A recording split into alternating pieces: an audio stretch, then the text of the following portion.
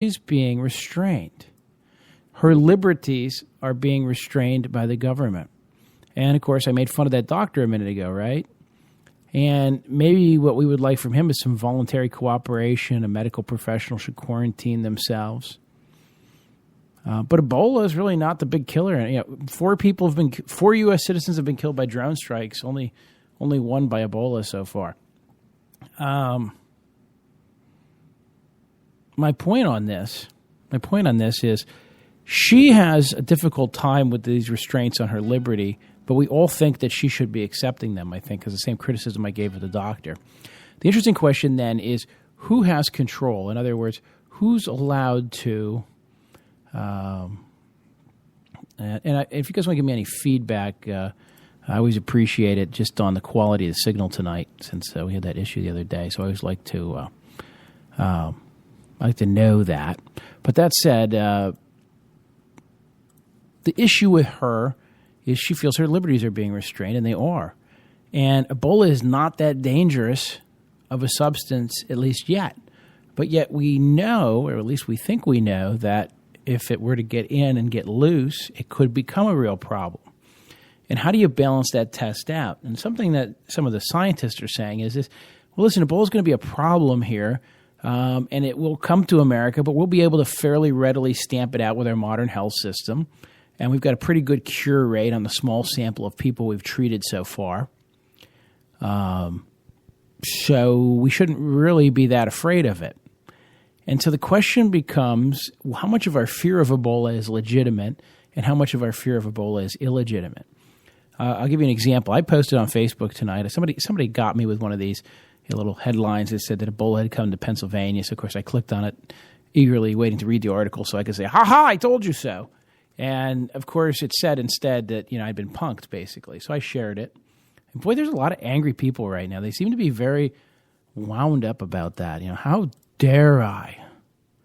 How dare I fool them like that? How dare I? Well, and somebody said I'm no longer a legitimate source of news ever. Of course, somebody else pointed out the very fact that anybody thought I was a legitimate source of news to begin with was problematic, because I am 30% entertainment, 70% news. And when I posted that link, I knew it was going to be bad. I knew there was going to be some flash in the pan, and I thought about what to comment on it. So all I did was say, let me read it to you exactly. It was very simple. Just saw this on FB. That's Facebook, for those of you who don't have Facebook, which would be very weird if you could listen to the show and not have Facebook, because you'd be a rare bird, although I suspect they exist.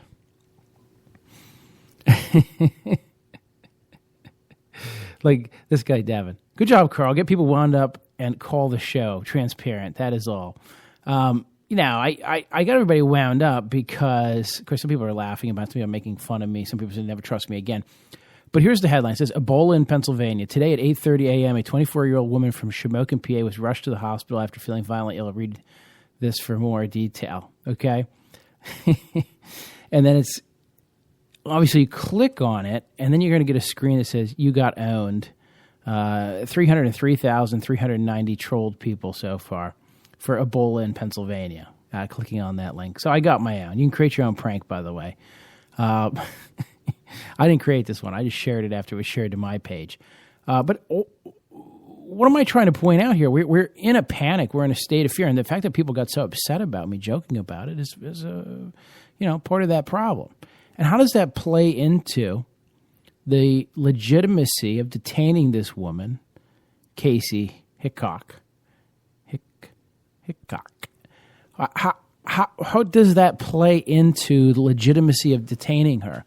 The very fact that some people obviously are so torn up in fear of Ebola. Now, I've been warning you about Ebola, but we've also talked about the fact that there's lots of other contagions and infectious diseases. And, of course, the flu kills more people in America every year. Flu kills more people in America every year than Ebola probably ever will, if it doesn't turn into an airborne breakout killer, which I'm crossing my fingers it doesn't. But if it doesn't, then flu still kills more people every year than Ebola will probably in the next 100 years, okay?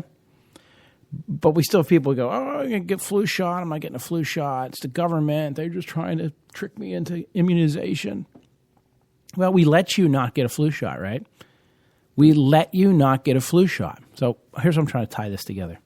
By the way, if anybody wants to call in and try to explain, why I'm wrong or what I'm not getting or what I need to know, 717-916-5189. You guys know you're always welcome to call in and chime in. If you just want to hear me prattle, I can do that too. Some people claim I'm good at it. I think I'm okay at it. Some people absolutely hate it when I do.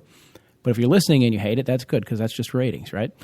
So my point is, she is upset that because of this Ebola, this unsubstantiated fear, this Hollywood fear, she's being detained. Yet you, yes, little old you, don't have to get a flu shot. You don't have to get a flu shot. And you can hug one of your kids when they come home from school, and then you can drive your lazy butt a few days later to the old folks' home to visit Grandpappy. And it is airborne, by the way. Hey, you may be coming down with something. Maybe you weren't sure. Maybe it was just allergies. Maybe it just struck you when you got there and you were talking with Grandpappy. Well, guess what? When you brought that flu to the nursing home, you just brought it to the high-risk patients, and you could kill one of them. Yeah, that's who's going to die. Or when you held somebody's baby at church, or just, breathed in the church where all the kids were. You could have killed them because you chose not to get a flu shot. Now, I'm not saying you should have to get a flu shot, am I? But I'm saying to you, I want you to balance the fact that you don't have to get a flu shot and all the havoc that can cause. All the havoc that individual choice can cause, may cause, could cause, presumably causes. Some people are going to say medical science is all full hooey. Get your tinfoil hats out. So maybe Casey Hickok and this doctor aren't so far off the mark when it comes to you can't make me, you shouldn't make me. I should be allowed to make poor choices that kill people because you can. Governor Chris Christie, Governor Cuomo, why are you not making people get basic flu shots? Why are you not doing it? You guys see where I'm going with this? Well, let's talk about that. Why can the state do that, by the way? Quarantine these people, perhaps. And why is the federal government not hands tied? Keep in mind, it's states' rights. States have the power to regulate absolutely safety and welfare. Health, safety, and welfare. That's their traditional power. Tempered only where it runs afoul of the United States Constitution, which are negative prescriptions on power, or where there's been like the Commerce Clause in the Constitution giving certain powers to Congress. But as a general rule, your health, your safety, and your welfare are easily regulated absolutely by a state. Remember, the whole question in Obamacare, the ACA, was not whether an individual mandate was constitutional. Everybody agreed it was constitutional. The only question was who could impose it, a state government or the federal government? That was the only question. All the Republicans, all the Democrats, all the judges, all the lawyers, everybody agreed an individual mandate is constitutional because states have that much power over you. So once again, I ask you, why will states exercise their power on Ebola, Eboling? Why will they do that but not on the flu shot? Why do you not have to get a flu shot, but you can't come back into the United States without quarantine if you've been somewhere where Ebola is? Can somebody rationalize that for me? Can you explain to me why Ebola is strictly more dangerous than the flu or less dangerous? If it's less dangerous, it makes no sense. If it's a lot more dangerous, it might make sense. Once again, though, this just reminds me of typical public policy conundrums where we happily let people drink, but we don't let anybody smoke marijuana. And I was kind of pointing out in regards to this election,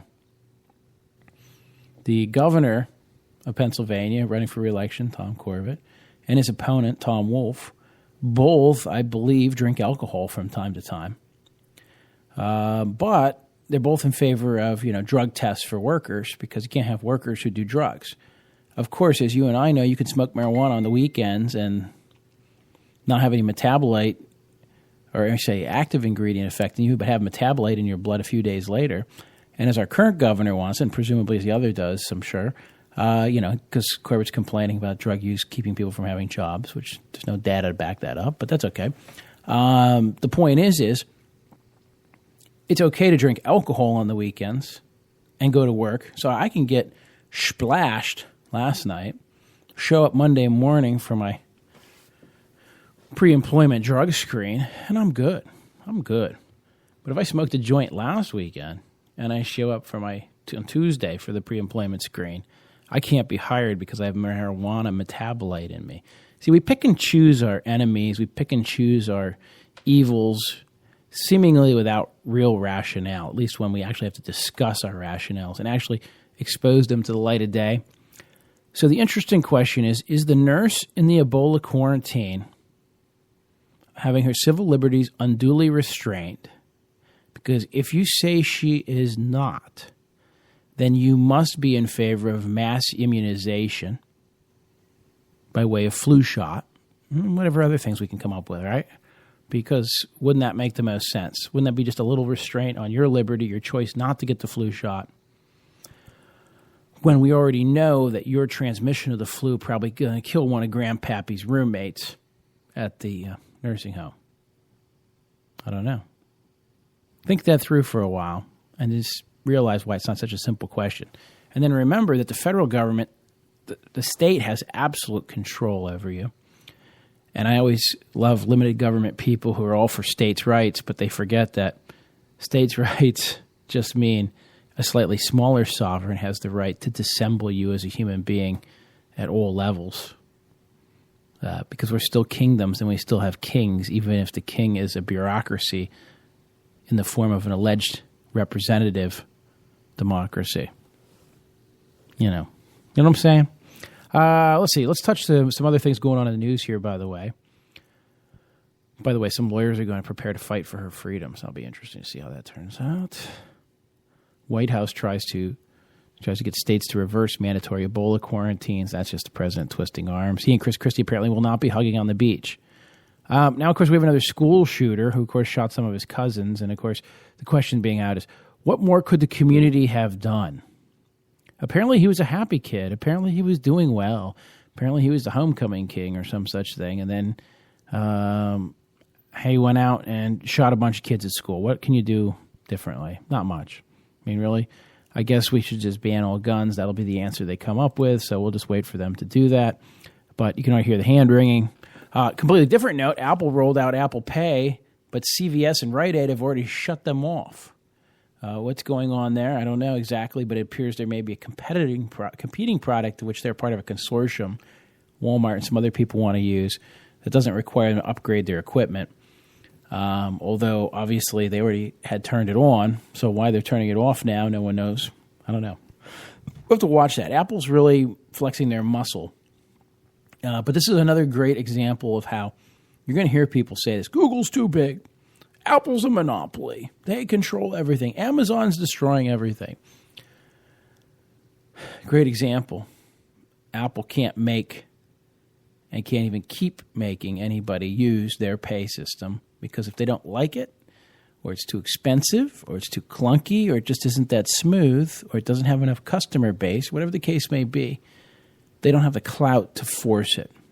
So beware of trust busters who would claim that Apple and Google and Microsoft and all these big companies are anti-competitive dangers which need to be restrained. I'm sure the European Union will do something about Apple Pay to prevent it from becoming too successful. We wouldn't want that.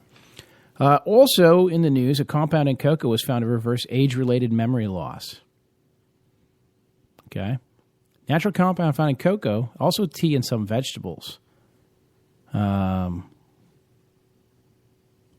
So, I guess the